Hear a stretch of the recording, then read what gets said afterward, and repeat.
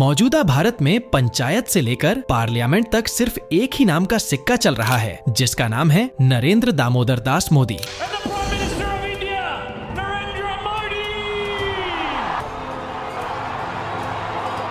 आखिर मोदी ब्रांड इतना बड़ा कैसे बना? क्या इसके पीछे कोई बड़ी प्लानिंग थी? 2014 लोकसभा इलेक्शन से पहले नरेंद्र मोदी के नाम का डंका सिर्फ गुजरात में ही सुनाई पड़ता था, लेकिन 2014 इलेक्शन के बाद प्रधानमंत्री मोदी की लोकप्रियता में जबरदस्त उछाल आया है। दोस्तों, आज भारत ही नहीं, दुनिया के प्रमुख देश अमेरिका, फ्रांस, इटली, ब्रिटेन और इजराइल जैसे कई देशों में प्रधानमंत्री मोदी की गूंज सुनाई देती है। उनकी लोकप्रियता इस हद तक है कि अमेरिकी प्रेसिडेंट जो बाइडेन ने मोदी जी से ऑटोग्राफ मांग लिया था, जबकि ऑस्ट्रेलिया के पीएम ने तो prime minister Modi is the boss कह के उन्हें संबोधित किया था। Prime Minister Modi is the boss.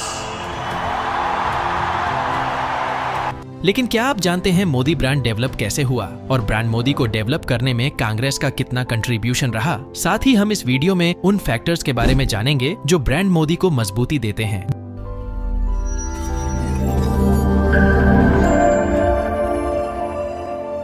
तो नरेंद्र मोदी का सफर संघ की शाखाओं से शुरू होता है। बतौर संघ के स्वयंसेवक नरेंद्र मोदी ने संगठन में सक्रिय भूमिका निभाई, जिसके चलते उन्हें सन 1987 में भारतीय जनता पार्टी में मूव किया गया। नरेंद्र मोदी का ब्रांड बनने का सफर अभी शुरू नहीं हुआ था। भारतीय जनता पार्टी में उन्हें गुजरात के मुख्य प्रवक्ता और भारतीय जनता पार्टी के गुजरात प्रदेश उपाध्यक्ष की जिम्मेदारी मिली। दोस्तों, फिर साल 2001 में भारतीय जनता पार्टी के शीर्ष नेतृत्व ने उन्हें गुजरात की कमान सौंपी और नरेंद्र मोदी गुजरात के मुख्यमंत्री बने। यहीं से शुरुआत होती है ब्रांड मोदी की। नरेंद्र मोदी के बतौर मुख्यमंत्री पद संभालते ही एक ऐसी घटना घटी जिसने उनके पूरे राजनीतिक जीवन को प्रभावित किया। दोस्तों, हम बात कर रहे हैं गोधरा दंगों की। गुजरात के गोधरा में रेलवे में सफर कर रहे निर्दोष राम भक्तों को कुछ कट्टरपंथियों ने मौत के घाट उतार दिया था, जिसके जवाब में गुजरात में कम्युनल दंगों की शुरुआत हुई। गुजरात में हुए इन दंगों का प्रभाव न सिर्फ गुजरात बल्कि पूरे भारत पर पड़ा। इस दंगों की खबर दुनिया भर के मीडिया की हेडलाइन बनी, यहाँ तक कि जो अमेरिका आज प्रधानमंत्री मोदी को 2 बार अपने देश की स्टेट विजिट पर बुलाकर सम्मानित कर चुका है, उसी अमेरिका ने एक समय नरेंद्र मोदी की अमेरिकी यात्रा पर रोक लगा दी थी। दरअसल नरेंद्र मोदी आरएसएस की पृष्ठभूमि से आते हैं और उनके आलोचकों ने जानबूझकर एक नैरेटिव बिल्ड किया जिसमें नरेंद्र मोदी को गोधरा दंगों के लिए दोषी बताया। उनके आलोचकों का कहना था कि उन्होंने बतौर मुख्यमंत्री इन दंगों में हिंदू संगठनों को संरक्षण दिया था। हालांकि सुप्रीम कोर्ट द्वारा गठित एसआईटी ने बड़ी लंबी इन्वेस्टिगेशन की और बाद में नरेंद्र मोदी को क्लीन चीट भी मिली, लेकिन तब तक नरेंद्र मोदी ने इन दंगों से बनी अपनी नेगेटिव इमेज को पॉजिटिव फैन बेस में बदल दिया था। दोस्तों, नरेंद्र मोदी ने गुजरात दंगों के बाद अपनी छवि को कैसे बदला, आइए जानते हैं। नरेंद्र मोदी ये बात अच्छे से जान चुके थे कि भारत की राजनीति में अपनी सही जगह बनाने के लिए जनता का विश्वास हासिल करना होगा, साथ ही बिजनेस वर्ल्ड से अपने रिश्ते बेहतर करने होंगे। नरेंद्र मोदी ने गुजरात दंगों के बाद बिजनेस लॉबी पर काफी फोकस किया। उन्होंने गुजरात में आए भूकंप और दंगों के बाद सुस्त पड़ी गुजरात की इकोनॉमी को रफ्तार देने के लिए साल 2003 में वाइब्रेंट गुजरात समिट की शुरुआत की। इस समिट के माध्यम से नरेंद्र मोदी देश विदेश के इन्वेस्टर के सीधे संपर्क में आए, साथ ही उन्हें इस समिट के चलते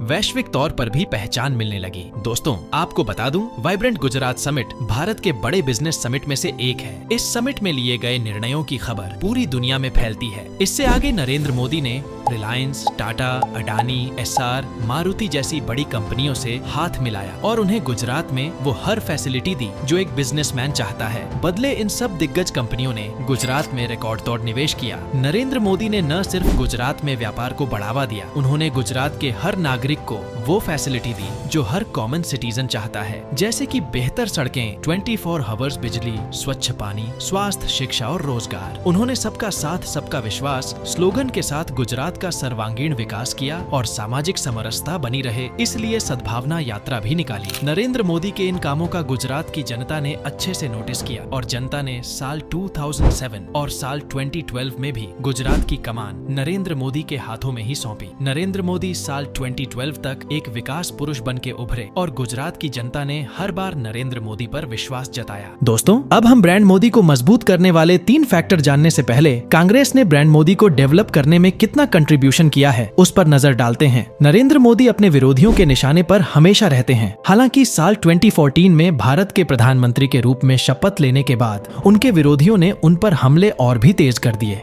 लेकिन यहाँ आकर चाय का वितरण करना चाहते हैं तो हम उनके लिए कुछ जगह बनाएं। काम भले दामोदर दास है, काम गौतम दास का है। वहाँ पे वर्ल्ड कप जीत जाते,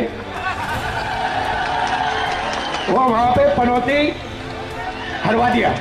इंटरनेट पर ऐसी कई वीडियो आपको देखने को मिलेगी जहां कांग्रेस के नेताओं ने नरेंद्र मोदी का कई बार अपमान किया है। हालांकि नरेंद्र मोदी ने अपने विरोधियों द्वारा किए गए अपमान को गुजरात की जनता से जोड़ा और प्रधानमंत्री बनने के बाद इसे देश के अपमान के साथ भी जोड़ा। दोस्तों, ये उनकी पॉलिटिकल सूझबूझ थी। ऐसा करने से वो जनता से सीधे कनेक्ट होते हैं और जनता हर बार नरेंद्र मोदी के साथ खड़ी रही। दरअसल कांग्रेस ने ब्रांड मोदी को डेवलप करने में कोई कसर नहीं छोड़ी है। कांग्रेस को ये बात अच्छे से मालूम है कि प्रधानमंत्री मोदी पर सीधा अटैक करना उनके लिए कितना खतरनाक हो सकता है, लेकिन फिर भी ये सिलसिला आज तक जारी है। इसके आगे कांग्रेस प्रधानमंत्री मोदी के सामने आज तक कोई ऐसा बड़ा मुद्दा या ऐसी कोई स्ट्रेटेजी नहीं ढूंढ पाई जिससे वो ब्रांड मोदी को डिफेम कर सके। उल्टा कांग्रेस ने अपनी करतूतों से आज तक मोदी की लोकप्रियता को जनता के बीच मजबूत करने का काम ही किया है। मौजूदा कांग्रेस पार्टी ने देश हित से जुड़े किसी भी मुद्दे पर, जैसे कि अग्निवीर योजना, आर्टिकल 370, राम मंदिर निर्माण, एयर स्ट्राइक, डेमोनेटाइजेशन हो या जीएसटी, कांग्रेस ने कभी भी सरकार का समर्थन नहीं किया है और कांग्रेस का ऐसा करना नरेंद्र मोदी के लिए फायदेमंद ही रहा है। और साथ ही नरेंद्र मोदी ने ऐसे बड़े फैसले लेकर जनता के बीच एक मजबूत नेता की छवि बनाई। दोस्तों, बात करते हैं उन 3 फैक्टर पर जो नरेंद्र मोदी को एक ब्रांड बनाने में मदद करते हैं। नंबर 1, प्रधानमंत्री मोदी की स्पीच और उनका पब्लिक कनेक्ट। नरेंद्र मोदी मौजूदा भारतीय राजनीति में सबसे अच्छे वक्ता है। उन्हें सुनने के लिए हजारों की संख्या में भीड़ उमड़ती है। ऐसा वक्ता भारतीय राजनीति में सिर्फ एक ही था, जिनका नाम है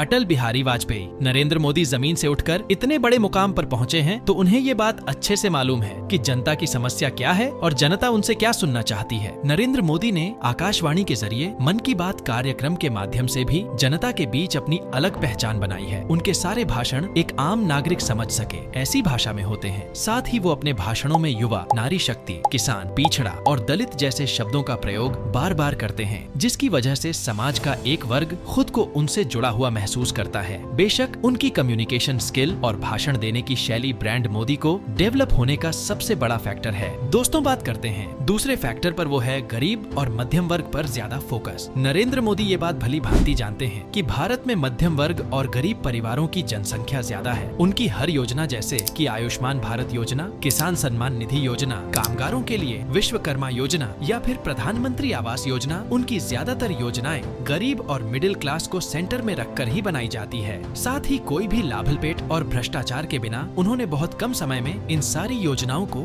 जमीन पर कार्यान्वित किया है। इन योजनाओं के जरिए भी उनको चुनाव में जबरदस्त लाभ मिलता है। राज्यों के विधानसभा चुनाव हो या देश के लोकसभा चुनाव हो, जनता बस मोदी के नाम पर ईवीएम का बटन दबा ही देती है। दोस्तों, अब बात करते हैं तीसरे फैक्टर पर, वो है निर्णय लेने की क्षमता। भारत में बड़े लंबे समय से गठबंधन की सरकारें चली, लेकिन 2014 में जनता ने नरेंद्र मोदी के नाम पर भारतीय जनता पार्टी को स्पष्ट जनादेश दिया और बदले में नरेंद्र मोदी ने अपनी करिश्माई लीडरशिप के जरिए कई बड़े फैसले लिए जो काफी समय से प्रलंबित थे। प्रधानमंत्री मोदी ने वैसे कई बड़े निर्णय लिए हैं, लेकिन ट्रिपल तलाक, जीएसटी, आर्टिकल 370, भूमि अधिग्रहण बिल, पीएफआई को बैन करना, air strike, surgical strike, Ram मंदिर का निर्माण, ये सभी फैसले उनके कार्यकाल के सबसे बड़े फैसले हैं जिसका असर भारत और भारत की राजनीति पर काफी लंबे समय तक रहेगा। नरेंद्र मोदी इन बड़े फैसलों के चलते भी एक ब्रांड बनकर उभरे हैं। बेशक प्रधानमंत्री मोदी की लोकप्रियता अपनी चरम सीमा पर है। उन्होंने बतौर प्रधानमंत्री अपने 10 साल के कार्यकाल में कई राज्यों में भारतीय जनता पार्टी का विस्तार किया और अपने संगठन को मजबूत भी किया है। दोस्तों, अगर आपको हमारे वीडियो पसंद आया हो तो हमारे चैनल को सब्सक्राइब जरूर करें। और हाँ, प्रधानमंत्री मोदी का कौन सा निर्णय आपको सबसे ज्यादा अच्छा लगा वो कमेंट बॉक्स में हमें जरूर बताइएगा। मिलते हैं एक नई वीडियो में एक नए टॉपिक के साथ, तब तक के लिए नमस्कार।